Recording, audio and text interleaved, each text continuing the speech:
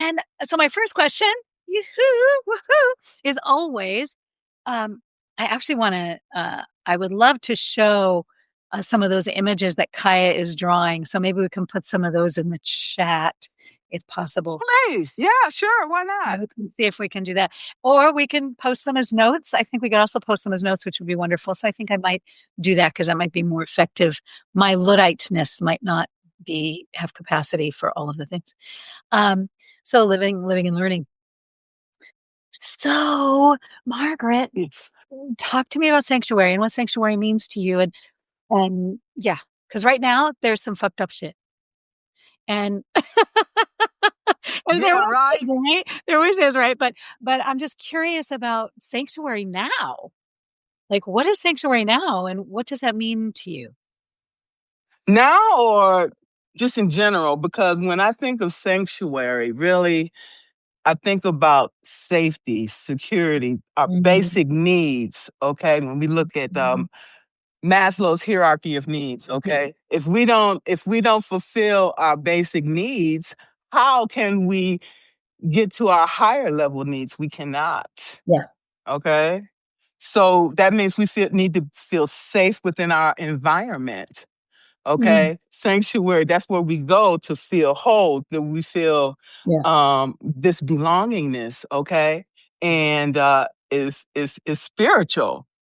And so that can change at any given time, or any given place can become a sanctuary, because Yeah.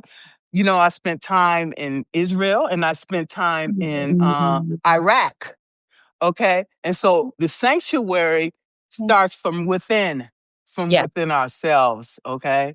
And if you don't feel secure within yourself, how can you be secure within the world? Yeah. And security, I'd like to touch on them a little more. And I love that, I have Jewish and I also have Arabian. And, so it's interesting in my family line. So it's interesting. I have, all these different lineage that were at war with each other, or who tried to snuff each other out, but somehow made babies. I don't know. And humans. So I just think that's such an interesting thing. And so how do we find our sanctuary within? I mean, because I don't know about you, but I didn't know who the fuck I was. I mean, most of the days, I don't actually know who the fuck like every day is like I'm shedding my identity every day and I'm working on shedding my identity to become more authentic and more of who I am. But I'm just curious about, how do we find that? How can we find that like inner sanctuary? Like, what have you done to cultivate your inner sanctuary? Well, part of that is knowing who you are, knowing what you want, Mm, and your values. Okay. It all mm, comes back to your values. When you don't know nothing else is going on, what is that you can cling to at that moment in time? yeah, Right. And most times it's my values, because my yeah, identity changes. Our identity changes through right, life, right, right? Because of all of these roles that we have had to take on, okay? yeah. Most have been forced upon us. Long to do Somebody list. said, right? Long to do list. Somebody said, you're going to do this and you're going to do it this way and you're going to do it now. Right. Okay. Yeah. And, it's interesting because it's like when I look at my to-do list, one of the things that one of my mentors taught me, I know that you're a coach and a mentor. And one of the things that one of my mentors taught me was that if there's more than 6 things on a to-do list, it's not authentic. Like it's not authentic. So how can you keep the to-do list each day under 6 things so that it stays authentic and actually true to who we are? So I really like what you're saying, the authenticity piece. Um, I wanted to talk about leadership and the voice. Okay. Yeah. And one of the things that I appreciate about you and about your podcast and about your work and about your notes is that, and I love your notes. I'm like, oh, thank you. I needed that little woo. So that feels really good. And, my curiosity is how have you cultivated your voice? And was there a time where you lost your voice or where maybe even someone stole your voice? And if not, how did you manage to keep and cultivate your voice? And if you lost it, I'd love to know about how you got it back. Well, it was evolution really, because I'm looking at my father was very charismatic, even though he was a narcissist and a Baptist minister. And I look at all the people around me and my family, and my family were very boisterous. Okay, and you see who gets what. The people that speaks up and speaks out are the ones that are the most successful in life. I found that out Mm. because I was very observant as a child. Okay, Mhm. those are the ones. But the ones like me that sat back, stayed quiet, and didn't do or say anything, we were the ones that had to run home from school. We were the ones that were bullied. We were the Mhm. ones that was cast out Right. and ignored and seen as a misfit. Uh, and so you had other siblings who were more like outspoken and had, you know, they're the I ones don't who, know. Well, I come from a broken home. Okay, I had two brothers. It was three of us, okay? But Mhm. at the time, it was just me and my brother. Since my mother couldn't take care of me, I had to go live with my abusive father. uh, Okay. So I grew up as an only child. Okay. oh, interesting. Okay. Yeah. And I think we both have the alcoholic. Was your father an alcoholic also, or was it? No, he was a narcissist and bipolar. So that Oh, I okay. don't, that could be Okay. just as worse as being an alcoholic, in my opinion. Yeah. I just remember we have some common threads in our story, like being, left with an abusive father, I think is one of them. Um, Right. and yeah, I think it's to And put children. abandoned by my mother who Yeah. was schizophrenic, who couldn't take care of me. And so it is what it Okay. was. It So is it what was it is. total, total neglect. Total. And then my oldest brother, he basically casted me out as well. I'm sure it had to do with my father because my father was very abusive. He probably abused my mother too Mhm. because why would you have sex with a mentally ill person? Right. Yeah. Okay, he had to know she was mentally ill. Right. Okay, Yeah. Yeah. so But it is maybe what it not. is. Is right. Sometimes people can hide those things for a minute, until they can't, until we Mhm. can. No? Do you True, think she true. could? Do you think We she maybe all could? we all mask. We all wear Yeah. masks. Let's keep it real. Even Yeah. if you're starting a new relationship, for example, you're wearing a mask. You're not going to show the person this devil behind the mask until after you've gotten what you wanted or whatever. You see, well, I'm not saying. I'm just saying we're not. I'm not The am I devil lying? behind the mask. The devil behind the mask. Well, Oh my God, I love that. And the angel, right? The angel and like devil. maybe. I don't know. We won't know until the mask come up. You're like, holy shit! What the hell did I Oh, yeah, what's it? I do? Yeah. Yeah. And I think that that's something really important. It's just like, and I love that your voice moves. I mean, literally, I can imagine your voice like picking people up and placing them gently somewhere. Like I can see, Gently, well, maybe not, depending. But I can, right?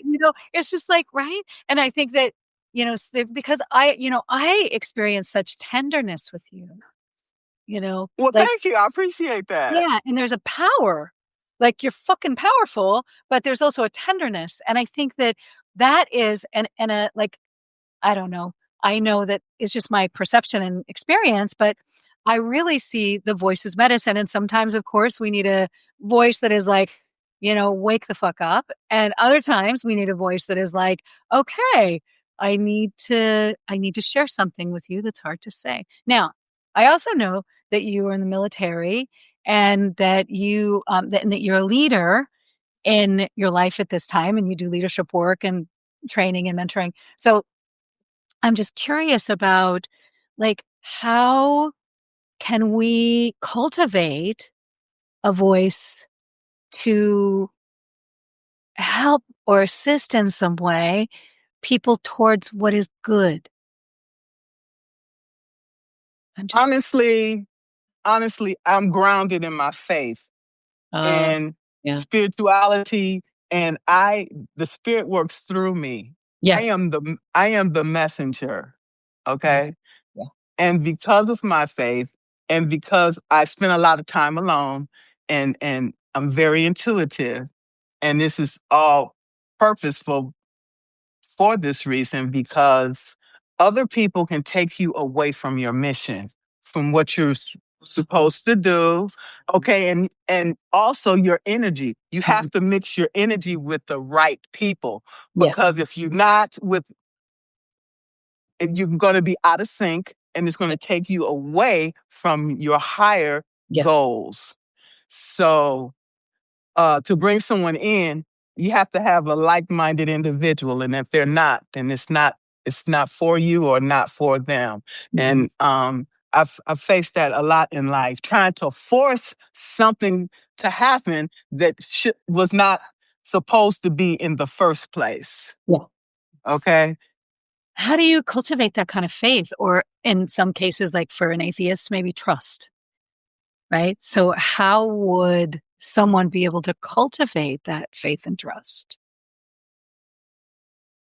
It all goes back to knowing yourself and who you are and what you want in life and what it's going to take for you to get these Mhm. things and what you're willing to give up to get them. I think give up. What? See, That's interesting. Like, what do you want to give up? exactly. You can't have it all. You can't have it all. Right. You can't, Right. in order to get something you want, you got to give up something. Yeah. And see, that's what people fail to realize. They're not willing to give up something to get what you really want in life. Mhm. That's why people stay down here rather than to be up here. Mhm. There are no free rides. There's no free lunch. No, you have to earn your way. We all have to earn. Exactly. Yeah. Yeah. Trust is the same way. I'm not going to give you that. That's something you got to earn. Yeah. And perception, right? That's the ability to discern and to use our perception and what you're talking about the intuition, like to cultivate the intuition, to cultivate that ability to trust ourselves. Right. And if you don't trust yourself, you can't trust anyone else. Yeah. Think about it. Hmm. Yeah. And you're going to always be surrounded by this fear. This cloud of fear is going to be surrounding you wherever you walk in life. Yeah.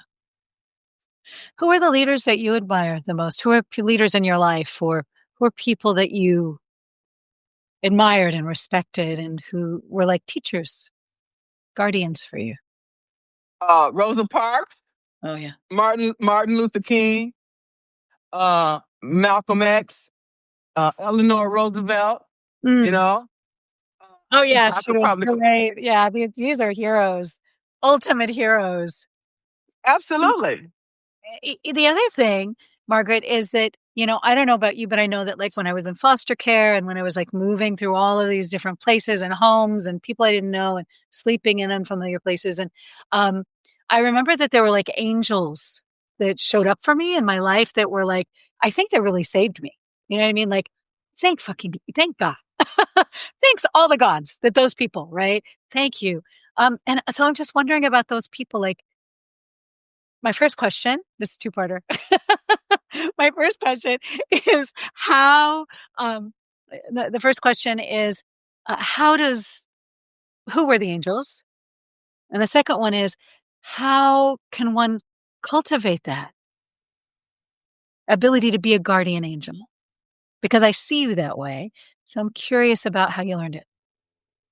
Well, my stepmother was an angel, okay? Mm, And because what woman would be willing to stay with a man that had sexual relationship with outside the marriage, and then come out and find out she was mentally unstable, and then she dropped the kid off at my father's youngest sister's house. You know how embarrassing that was for her Mm. to have to go to the church and say, "Well, here's your husband's bastard child," Mm. and she said, "Bring her here." Mm. She couldn't have any children. Okay, she couldn't have any children. She said, "Bring her here." Margaret, Margaret, bring her here. Oh my God. If we could do that, so many children, so many girl children, so many non-binary children, so many queer, so many children, boys, girls, non-binaries. Bring them here. Take care of them, right? Take care of them. And so it's like there was all this neglect. And then the angel was the person who was paying attention, the person who could pay attention and who could sacrifice something, right? Make a sacrifice, She you sacrificed know? herself for me. Yeah. And so that in itself, that's why I said she was an angel, okay? And then Yeah. after that, she suffered. Every time he would beat me, he beat her. Oh, So it's like and all of that. So when I walked away after he tried to shoot me, okay, I left and I didn't come back. Okay. And I did have a daughter, 14, at 14 years old, looking for love in all the wrong yeah. places. So I've been through a lot. Yeah. Okay. And Hi. so Hi, babe. Hi, puppies. Hi, dogs. so having Yeah. to go through all this stuff at a young age, Yeah. it's very traumatic. So I went within myself, okay, made up this, you know, make believe world, Yeah. okay. Yeah. So to try to find some happiness in that, no, no. So try to find some happiness within Yeah. that. Yeah. And in the chat, it's, Beth is sending a heart and Getting Rich is saying fact. And that sucks. And, I think another way that Let me we, check the door. Be yeah. right back. Yeah. Um, it's so interesting too. You guys said the dogs are barking because, uh, dogs are about loyalty, right? Hi, yeah, I gotta go. I gotta go though because I'm on a live 013. There's four numbers to it. I don't know 013. I'm on a call. Okay, I gotta go. That's your problem. Yeah. I'm so glad you have a dog. Speaking of guardians and angels, Yes, right? exactly. Sorry about that. No worries. I love when people would knock because it's like, oh, who's coming into the field? Who's interested in the work? You know what I mean? Like she must be interested in what's going on with us right now. Yes. Uh, Hi, Beth. So I think that, one of the things that's interesting is that, I was just talking about how dogs are loyal and that there's that's about loyalty and that they're guardians and angels.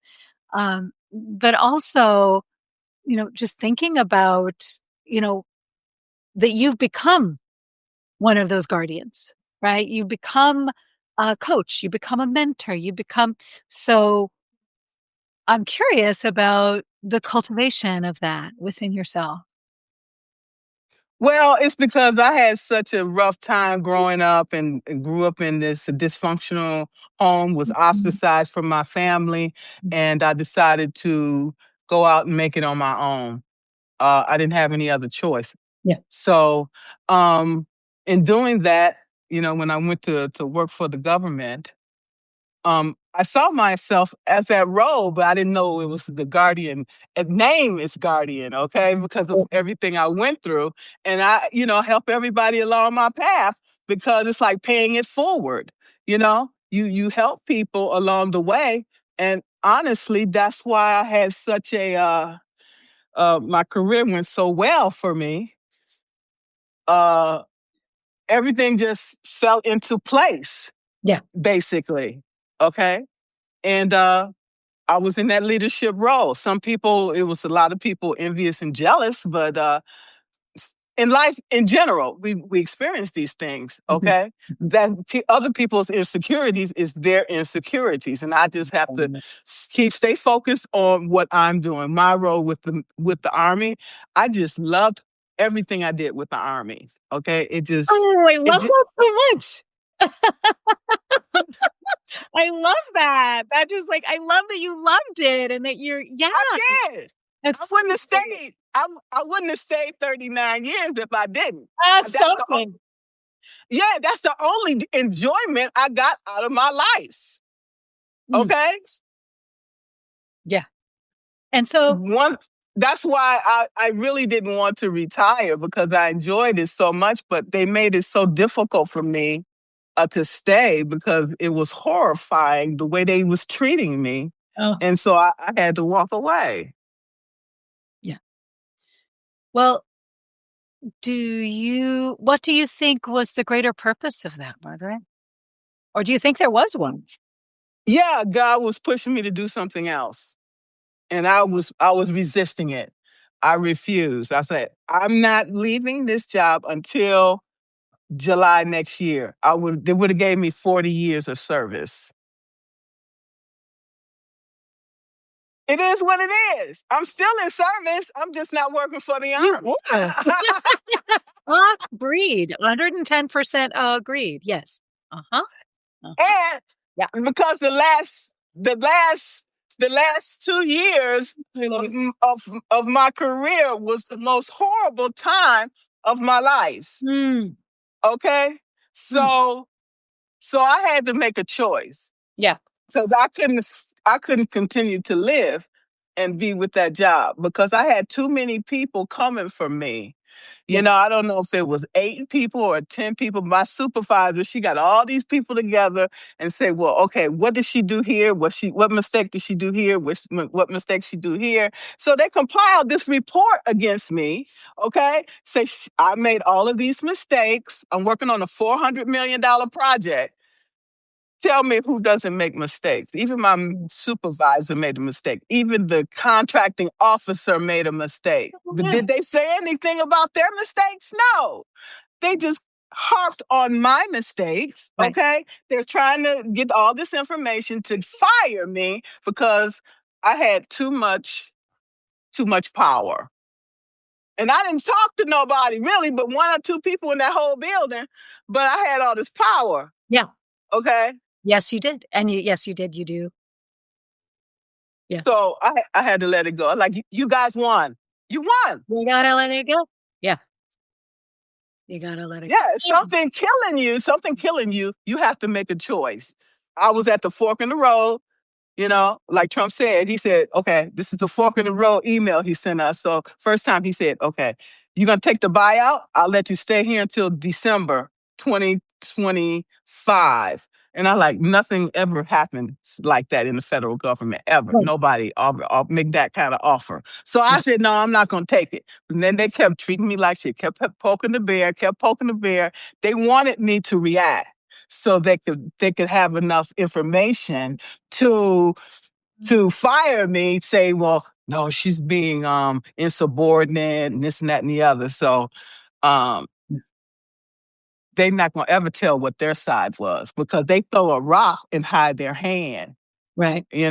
This is a narcissist regime or whatever, in my opinion, because I don't see anybody else being persecuted like that but me. Okay? There's Yeah. not that many people look like me over there to begin with. Right. Okay? And people were leaving as I was coming in. It was a very toxic work environment. People Yeah. were leaving. I'm like, damn, it was more people leaving than coming. Okay, it was like Yeah. musical chairs. Yeah. And I'm like, I just said, I'm going to keep my head down because once they paid for me to come from Israel, I don't know what it was, $15,000, $20,000. So I was I had I had to give them 3 years of my life because they paid for me to come from overseas. Okay, Mm. fine. I'll give you 3 years because that time I'll be ready to retire. Okay. Yeah. So I fell short. I fell short on my commitment by 2 months. And they say, oh, well, we're not going to make you pay that money back. Really? All the shit you put me through, and you're gonna say, okay, Right. well, we're okay. I was like, okay, I'll take it. Yeah. Because they were supposed to move me back to Texas, where I came from. Okay. Mm. And so ain't no way in hell I wanted to go back to Texas. I was like, really? Yeah. So I'm grateful to hear you say that. Okay. Oh It's no, no, like, no, well, no, no, that no, is so, no, no, yeah, no, no, no. yeah. Not They Texas. wanted me back there, but I was like, no, I'm not going back. You treated me like shit the first time. You think I'm gonna come back to you after you treated me like shit? Hell no. Yeah. If what I'm gonna do is stay in Alaska because they treat me like shit too, but at least I get paid more money to take that bullshit. Okay? I just call it like it is. Yeah. You're gonna Well, I pay love me. Anne Sharp here is saying, well, she's saying people leave bad leadership, not jobs. And then Anne Sharp is saying it's trying to put seniors out to pasture. Yeah. So it's interesting. And the bad leadership is about not considering what is bad leadership? I mean, not considering what are your thoughts about what Bad leadership. what constitutes bad leadership? What constitutes good leadership in your mind?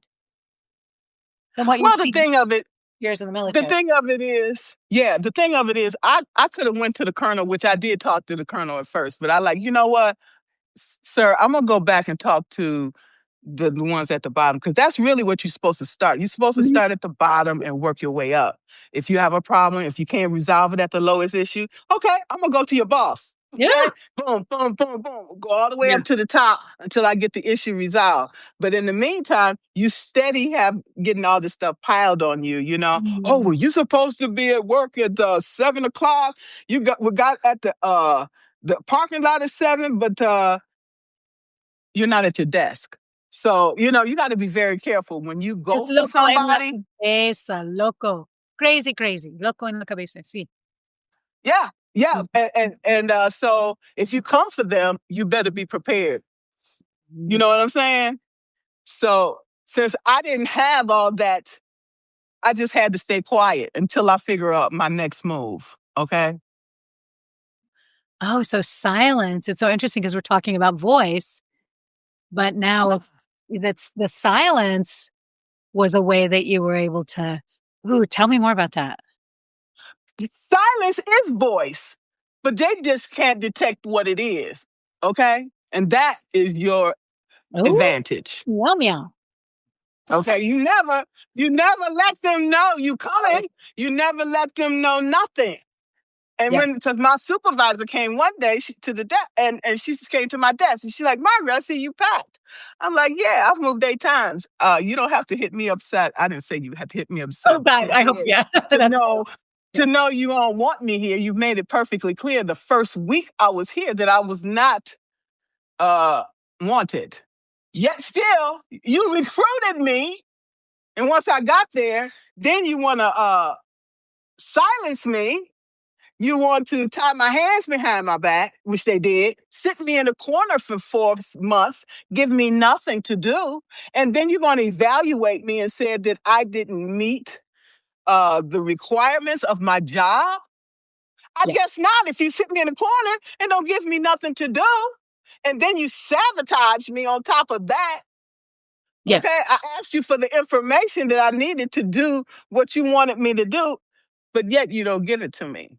Right. So you sabotage me, and then you tell me that I am incompetent when it's time to give me a rating. But Okay. you know who you are. But you, because Yeah, you had this like, I know who I am. Right. So I'm just like, I love that you were able to maintain who you are. yeah, And but I was furious, and I wanted to burn that place down, you but I didn't burn couldn't it down? do it. No. Why not? Not, What were you thinking? not, not until I left. Not until I left. You'd have no Oh my idea. Once I God. left, I was sending. I was so. I was sending so many knives and everything their way. You have no idea. Great. So who, so we now we know the bad, and there's also, there's also a lot of, right. So who were the people, and how did you know that they were the good leaders? Who were the good leaders, and how did you know they were the good leaders? So who were those folks? At that particular job, I don't know of any of them, except for one Wow. guy I used to talk to. Two of them I used to talk to. As Okay. far as I'm concerned, they were all in the same. Okay, because they didn't like outsiders. Okay, I came from the outside, so I was a threat. Okay, I could see that they felt that I was a threat. Feeling threatened. They were. I got think they thought I wanted their job. I just wanted to do my 3 years and get out. I knew when I went there I wasn't going to get a promotion. It wasn't about that. It was just trying to have a place to sit for Yeah. 3 years so I could get, retire and leave. Yeah. Okay. And so So you talked about how much you loved it, how much you yeah. loved the job. So in the years before that particular, before they, moved you there, what was it that, was it being in leadership? Was it shape shifting and changing the environment with your own voice? Was it taking care of things that need to be taken care of that only you, of course, because there's only Well, you, like there's only one of you, or, what is it? Because we were talking a little bit earlier about the devils and the angels, right? So who are yeah. the angels? Who are the angels for you in the military? Or did you feel like there weren't any and that you were bringing your gift? It was a combination. There were certain people that I really connected with on a personal level, and those are the people that I Yeah. flocked with, you know? And so Yeah. and those that I didn't, I just stayed clear of until I needed them for something. Only when I needed them for something would I go their way. Okay? Because I need to get things done fast and I need it done correctly. And I'm not gonna go to somebody that I know that's gonna screw it up. Okay? Because Yeah. I don't have that kind of bandwidth. Um, Okay. Richard is saying resilience, resilience. And I agree that yeah. And Ziggy is saying there's so much poor, negative, bad leadership in the military and civilian sector. And Sharp, don't show your cards. Silence can be loud. So thank you. Thanks. Thank you guys. I think that this is so interesting with there's so much poor, negative, bad leadership in the military and the civilian sector because, It is. Let's keep it real. So what they do with the problematic people, they'll move them to a different location where they can terrorize other people. Okay, uh, fine. They'll go take them over there. They can terrorize somebody else. Okay, because if you come for me, I'm gonna find a way to get you back. Okay, I'm just gonna bide my time in the meantime. Whether that means I'm gonna have to be packing up and getting out. yeah, Okay. Most times I didn't bother with fighting. I would just leave. That was the easiest way to me to deal with it because I'm a big avoider. I used to be, not anymore. okay, okay, Okay. yeah, yeah. So Like how to you got to face it, know, huh? how to face it. Like you got to learn how to face it. Yes, right. Well, some fights are just not worth fighting. You just Yeah, like, okay, I gotta leave. The toxicity is too far over. Most of the place, like 90% toxic. Oh no, I got to get out of here. yeah, So that's it. Just bear it in the meantime. yeah. Well, I think, one of the things about leadership is, because even in the word medicine, like our voice as medicine or our voice as a healing agent. And when I hear you talking about the silence, it feels to me like our presence as medicine or our presence as truth or our presence as, you know, offering what we have to offer. And it doesn't have to be speech. It can be our silence also. But I'm curious. Yes. Yeah. Yeah, because the thing of it is when you're silent, nobody knows what you Right. know, but Right. once you open your mouth, they Yeah. got you. Mhm. Okay. So Mhm. the more you keep to yourself, the better off you are. Mhm. Really. Mhm. Okay. Keep them guessing. Mhm. Now, One thing they don't have to guess about is my loyalty and dedication, because I'm always going to right? fulfill the, And yeah. keeping to ourselves is one thing, but right now, I mean, I have I have many tribes that I come from. And so for me, for me, it's like really honoring all of my tribes and all of my ancestors and all of, right? And I love to be in community and most communities, not all, some communities. um, and so, as a leader, for me, a lot of it has to do with like, how do we have some collaborative leadership here? How does everyone's voice get an opportunity to share their perspective and their view and how we can get where we want to be going and how can we get what we want and how can we do what's for the good of the whole and right so and maybe it's all like some kind of you know pipe dream. I hate to use that, but uh, I I'm wondering like what can we do to create these collaborative communities, like what can we do to support and uplift something as sacred or something as I don't know if sacred is the right word per se, but something as good and just and lasting and right as creating communities where we're thinking about the good of the whole. What are your thoughts on that? That's the thing. People are always selfish and always just thinking of themselves. They don't think about other people and what their actions, how it impact others. Okay? So if Some you're of us, working, some of I'm us, sorry, some of us do. like you said, some of Yeah, us. But some of then us. that falls, all of the responsibility falls on some of us while Mhm. the rest reaping the benefits. And Yeah. that's the problem. Mhm. Mhm. So how do we I don't know if this is about limits and boundaries. I think there's something about earlier you were saying about using your voice and I don't know, it wasn't like the disease to please, but it was something like, you know, something like that. And I think that I'm just curious about how do we, how do we give voice to what has heart and meaning? How do we speak the truth in those circumstances? It's really difficult because honestly, people don't want to hear the truth. They want to hear a lie. They want Mhm. to hear some made up lie so they can stay in their comfort zones and keep believing the Kool-Aid. But the, When you start talking truth, it triggers people and they don't want to hear it but we need because to be, they don't want to change. I'm just being honest. I know, The I people that know. want to change will change. And the others are just going to keep sitting back and they're going to stay down here. Yeah. Well, And there's yeah. nothing we can do about it. Yeah. Well, I agree with you and I don't agree with you. I agree and I don't agree.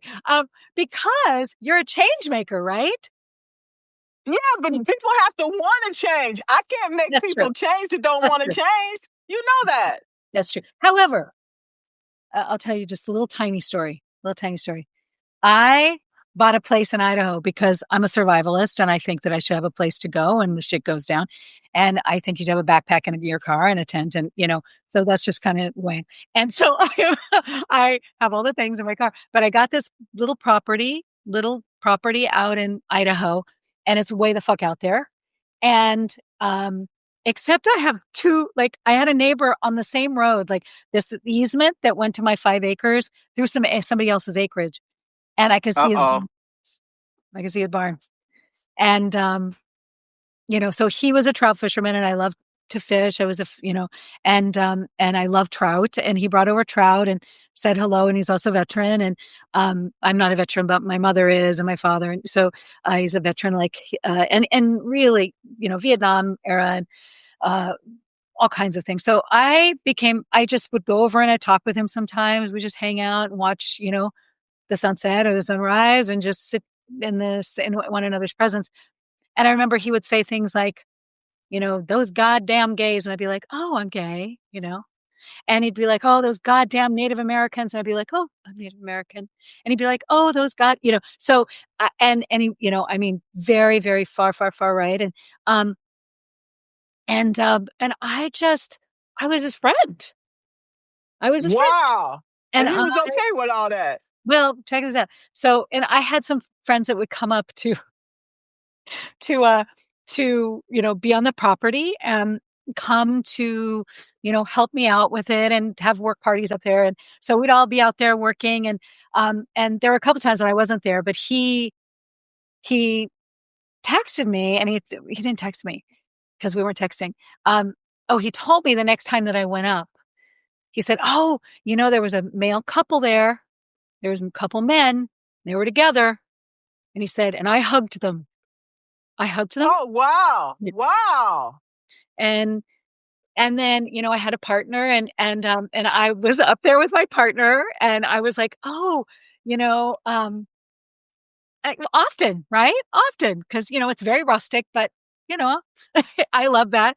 And we build a fire and we stay for, and he came over after that and he was like, oh, she's mighty fine. I'm like, Donnie, that is my woman. That is my, right? Like, she is my woman. Like, knock it off. Like, stop it. You know?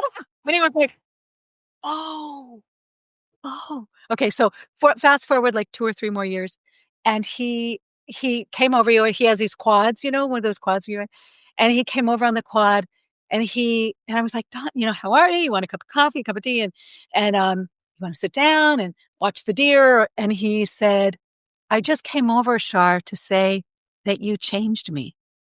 Wow. Yeah. And I didn't. I mean, like you said, he was open to the change somehow, but not initially. Right? I would go over and he was just like, I was like, oh my gosh, if he says anything about gay people one more time, like, I don't know how and you can't look at my girlfriend that way, and you can't write it, right? So it was just like this series but it was small things. And I was saying things that he somehow, and I think this is key, Margaret, is just like that ability to say things. I was able to say things in a way that he could hear and receive. He could hear and receive what I was saying. And I think that there is something, and I think about some of the peace programs, and I have a couple of students who've, gone into peace programs in the military, and work Core. yeah. So, and I think that there's something just, that work, the ability to say something in such a way that it can be received and heard, and that it changes. There's two very possible outcomes. Things can go this way or things can go this way. And they really are able to walk that sacred center. Do you know what I mean? Yeah, and that is the power of the Spirit, Mm-hmm. of our faith, working through you to heal this hate in his heart. Mm. Yeah. Yeah. That's the work that we are doing every day. And we just don't realize the power that we have. I didn't realize. I was just like, he's going to be who he is, but I'm going to continue to correct him and not correct him, but let him know, well, that you're talking about me right now. So just so you know, they're talking about me. And yeah, that's it. We have to teach people how to treat us, basically what you were doing. Yes, teach people how to treat us. Yeah. Exactly. Otherwise, you wouldn't have got to that point. Yeah. So I'm curious. Yeah. I'm curious about, well, if words are medicine, so how can we, how do you share your medicine? I know you're doing these lives. I know that you're doing, one-on-one work. I know you're doing coaching. I know, so I'm working with organizations. So I'm just curious about how can we cultivate our voice as medicine? I'm wondering about if there's any ideas or any experiences or stories you might have about voice as medicine or anything else. Well, just like it's just asking. I'm like, oh my God, I really want to hear about this. So just saying. Part of it is just lived experience. You know how when you I'm not a gardener, but it's basically like cultivating and nurturing a garden. Okay? You have the toil, starting with the foundation, with the soil, knowing what type of soil you have, knowing what nutrients that you have to put put in the soil to get the results that you want. It's the Mm, same thing as a relationship. Same. mm, Whatever you put into it is what you expect to get out of it. But mm, you have to come with your whole self, okay? yeah. And you have to be sincere and you have to be genuine, Authentic. Yeah. right? And Mhm. it's energy, okay?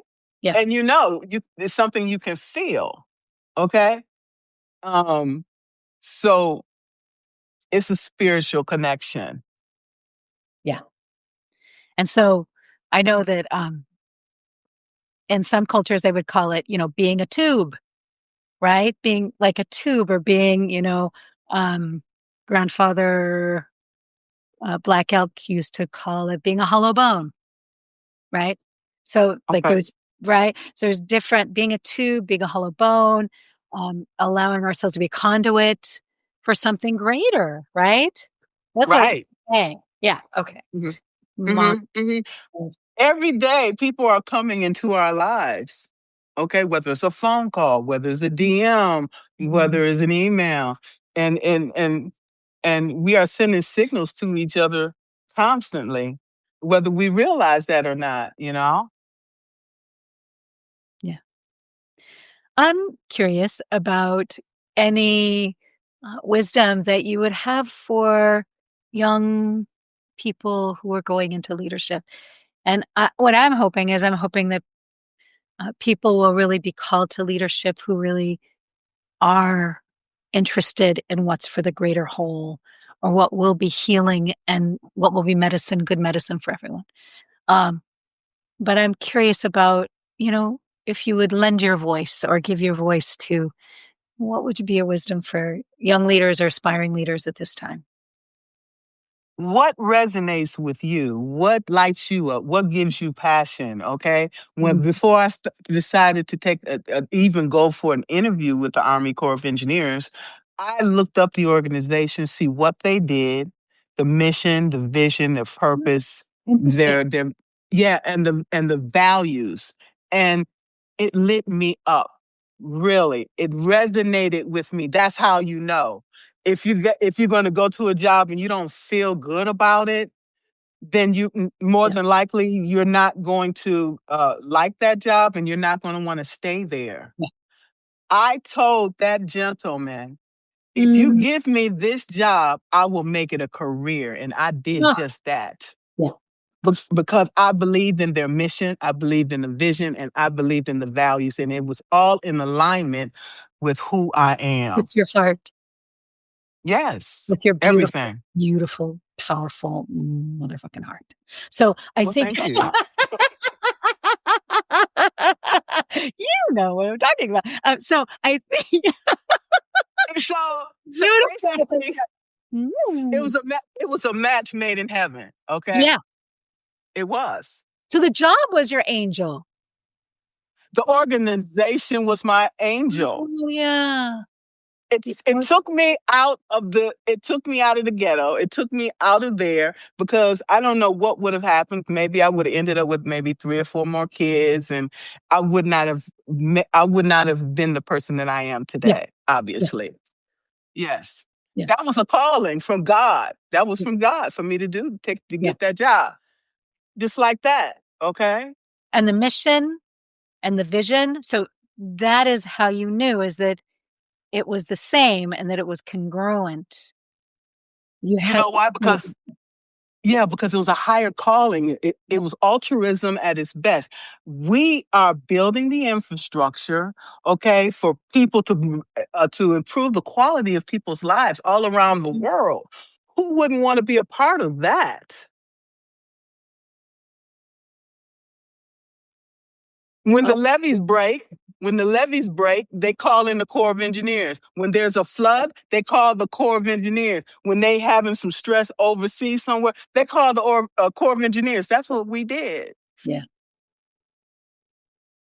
So that in itself made me feel like I'm yeah, doing some work yeah, of value, of yeah, doing work that is meaningful, that's yeah. changing people's lives. And that made me feel very, very good being a part Oh, of I something. love that. Okay. Yeah. Oh my God, Margaret. So I think one of the things that I've seen amazing leaders do, and you have, I think I've experienced this with you, is that I experience that you have a gift for authentic acknowledgement of other humans. And I see it in every live I've seen you do is you celebrate other humans. You celebrate the humans that are with you. And I think that, all of us could take a little, like a little wisdom from your capacity to interact with people and like you're celebrating and uplifting these other humans. And so I just wonder, how did you develop that gift for authentic acknowledgement? Probably from my stepmother. Oh, Um, she said, if you want friends, show yourself to be friendly. And not just that, it's because of all the things that I went through in life, and people should be celebrated for what they do. Okay. And to get that yeah, feeling, there's no feeling like that. yeah, To know that you're cherished and you're valued, right? And like Maya Angelou said, people won't remember your name, but they will remember how you made them feel. yeah. Okay. And that we have to think about that even when we're selling our products and services to people. The Mm. reason I go back to Apple is because I love the way it makes me feel when I touch their products. Everything, is a reason why people come to you. So when we selling our services and products, we need to be mindful of that. It's not about the product. It's about the person, okay, how they made you feel. And that's what you keep going back for. Yeah. So good. Well, I have a little something I would like to offer it's a little poem. And it's Pat Mathis Kane. We join with the earth and with each other, with our ancestors and all the beings of the future to bring new life to the land. We join with the earth and with each other, with our ancestors and all beings of the future to bring new life to the land, to recreate the human community, to provide justice, peace, and to remember our children, to remember who we are. We join together as many and diverse expressions of one loving mystery for the healing of the earth and all, and for the renewal of all of life, for the healing of the earth and the renewal of all life. We join together. So thank you for joining together with me today.